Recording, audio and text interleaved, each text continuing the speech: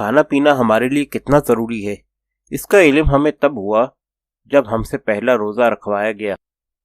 بچپن میں رمضان کی ایک تپتی ہوئی دوپہر کا ذکر ہے کہ ہم روزے سے تھے اور افطار کی منزل ابھی دور تھی۔ ہماری والدہ ہمارے پاس بیٹھی چاول چن رہی تھی کہ بے خیالی میں ہم نے چاول کی ایک چٹکی اٹھا کر منہ میں ڈال لی۔ والدہ نے جھٹ یاد دلایا کہ ہمارا روزہ ہے۔ ہمیں بڑا افسوس ہوا کہ کہیں روزہ ٹوٹ تو نہیں گیا۔ پھر انہوں نے اطمینان دلایا کہ نہیں، اگر بھول سے کچھ کھا لیا تو روزہ نہیں ٹوٹتا۔ یہ جان کر ہمیں پہلے سے بھی زیادہ افسوس ہوا کہ کاش ہم بھول سے ٹھنڈے پانی کا ایک بڑا سا گلاس پی گئے ہوتے یا کوئی فرحت بخش شربت ہی منہ میں انڈیل گئے ہوتے۔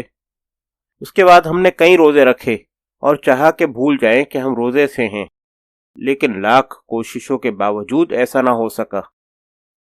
یہ ان دنوں کی بات ہے جب لوگ ہمیں چاند کہتے تھے۔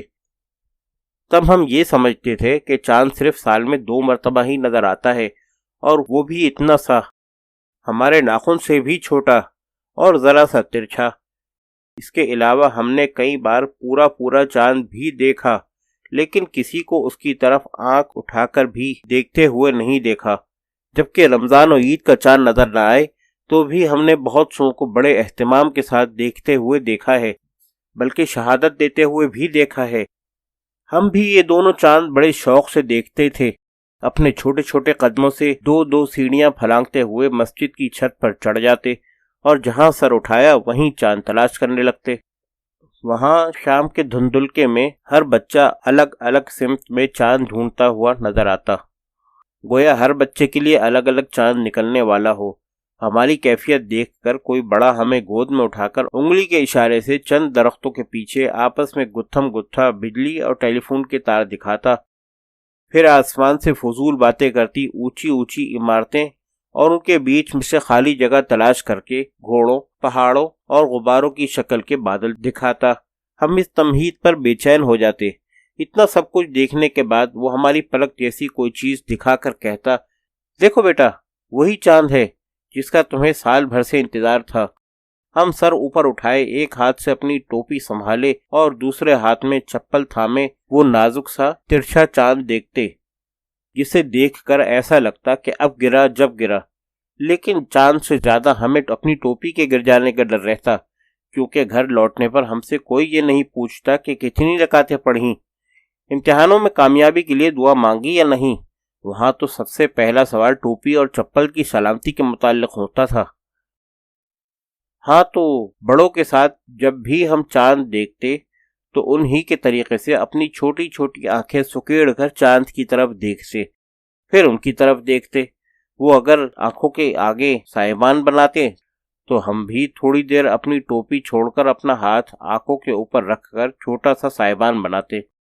لیکن جب ہم بڑے ہوئے تو یہ کھلا کہ دور کی چیزوں کو قریب دیکھنے کا کوئی جدید فارمولہ نہیں ہے، بلکہ بڑے بوڑھے اپنی نظر کی کمزوری کی وجہ سے ایسا کرتے ہیں۔ ہم نے بڑوں کی بعض عادتوں کی تقلید میں اپنا بچپن بہت ضائع کیا۔ ہمارے دوست پرجوش پوری اس وقت ہم سے 1-2 سال بڑے ہوں گے۔ وہ بچپن میں روزے کم ہی رکھتے تھے، مگر اکثر روزے داروں جیسی شکل بنائے پھرتے، اور روزہ دار کو جو مراعات حاصل ہوتی وہ پوری استعمال میں لاتے، جبکہ ہم نے ان کو بھی چھپ چھپ کے کھاتے دیکھا ہے گلیوں میں۔ ہمارا ذاتی تجربہ ہے کہ افطار کے وقت دسترخوان پر وہی سب سے زیادہ ڈٹ کر کھاتا ہے جس نے روزہ نہیں رکھا ہوتا۔ ان دنوں ہمیں کبھی کبھار محلے کی مسجد میں افطار کے مواقع بھی ملتے۔ مسجد کی بالائی منزل پر چھوٹی بڑی تھالیوں میں قسم قسم کے پکوان سجائے جاتے۔ افطار شروع ہوتے ہی بچے ان پکوانوں کو تھالیوں کے باہر بھی سجا دیتے۔ ہر بچہ پورے کا پورا ان تھالیوں میں بیٹھنے کی کوشش میں ہوتا۔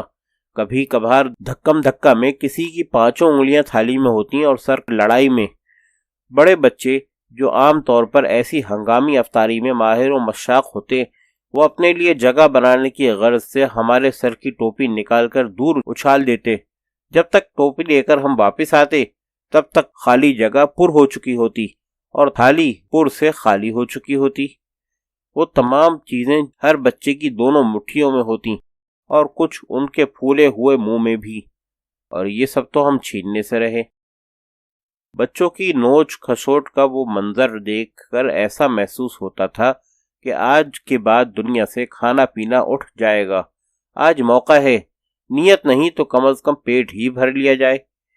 اس ہنگامے میں کچھ غریب بچے ایسے بھی ہوتے تھے جو افطار کے بعد ادھر ادھر بکھری ہوئی کچلی ہوئی اشیاء چنتے اور اپنی میلی ٹوپیوں میں ڈال کر گھر لے جاتے۔ یہ سب دیکھ کر ہم جب پرجوش پوری کو سمجھاتے کہ جو خوشی اپنا لقمہ دوسروں کو دے کر ملتی ہے اصل میں وہی سچی خوشی ہوتی ہے، وہ کہتے میں ایسا ہی کرتا ہوں، اپنا چھوٹا لقمہ دوسروں کو دے کر خوش ہوتا ہوں اور دوسروں کا بڑا لقمہ ہتھیا کر انہیں بھی خوش ہونے کا موقع دیتا ہوں۔ رمضان میں ہر بچے کو گھر سے نماز اور افطاری کے لیے تھوڑی چھوٹ ملتی، اس خیال سے کہ بچے کا روزہ بہل جائے۔ ماں باپ یہ سوچ کر خوش ہوتے کہ ہمارا بچہ نمازی بن گیا ہے، اور بچے خوشی سے مسجد میں دوڑتے پھرتے کہ اتنی کھلی جگہ انہیں نہ اپنے گھر میں ملتی نہ پورے محلے میں۔ مسجد میں آ کر ان کے ہاتھ پیر کھل جاتے۔ بچے اس انتظار میں ہوتے کہ بڑے نیت باندھ کر پابند ہو جائیں اور وہ آزاد۔ پھر بڑوں کی کیا مجال کہ ان کی طرف آنکھ اٹھا کر بھی دیکھیں۔ جب نماز ختم ہوتی تو بڑے ان بچوں کو ڈانٹنے سے زیادہ ان کے والدین کو اس ناقص تربیت پر کوستے اور انہیں غائبانہ مشورے بھی دیتے۔ وہ مشورے گھوم پھر کر خود ان تک بھی پہنچتے تھے، کیونکہ ان کے اپنے بچے بھی اس شرارتی ٹولے میں ہوتے جن پر ان کی نگاہ نہیں پڑتی تھی۔ یوں تو عام دنوں میں مغرب کے بعد ہمارے گھر کے دروازے باہر جانے کے لیے ہم پر بند ہو جاتے، لیکن رمضان میں تراویح تک ہمیں دینی چھوٹ مل جاتی۔ تراویح میں اکثر یہ ہوتا کہ سجدے میں ہماری آنکھ لگ جاتی، ہم یہ سوچتے کہ کاش پوری تراویح سجدے میں ہوتی۔ تراویح میں امام صاحب تیزی سے سورۃ الفاتحہ پڑھنے کے بعد جو کچھ پڑھتے تھے اس میں ہمیں ہر آیت کے آخری لفظ کے علاوہ کچھ سمجھ نہیں آتا تھا۔ ایک مرتبہ ہم نے امام صاحب سے چھوٹی سی ہمت کر کے پوچھا بھی کہ وہ اتنی تیزی سے کیوں پڑھتے ہیں، تو ان کا جواب تھا کہ منتظمین نے آدھے گھنٹے میں تراویح ختم کرنے کی پابندی رکھی ہے۔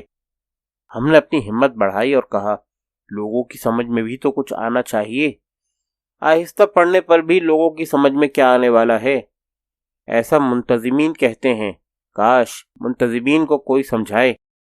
امام صاحب ہمیشہ اسی طرح سرد آہ بھر کر اپنی بے اختیاری کا اظہار کرتے۔ رمضان کی اتنی ساری خوشیوں کے بعد ہمیں عید کی دوہری خوشی ملتی۔ ہماری خوشی میں مزید اضافہ اس وقت ہو جاتا جب ہم بڑوں کو یہ کہتے سنتے کہ یہ تو بچوں کی عید ہے، پھر ہم ان سے خوب عیدی وصول کر کے ان کے قول و فعل میں تضاد پیدا نہ ہونے دیتے۔ ایک مرتبہ پرجوش پوری نے ہماری مٹھیوں میں کچھ مساتے نوٹ دیکھے تو انہیں بڑا ترس آیا، نوٹوں پر، ہم پر نہیں۔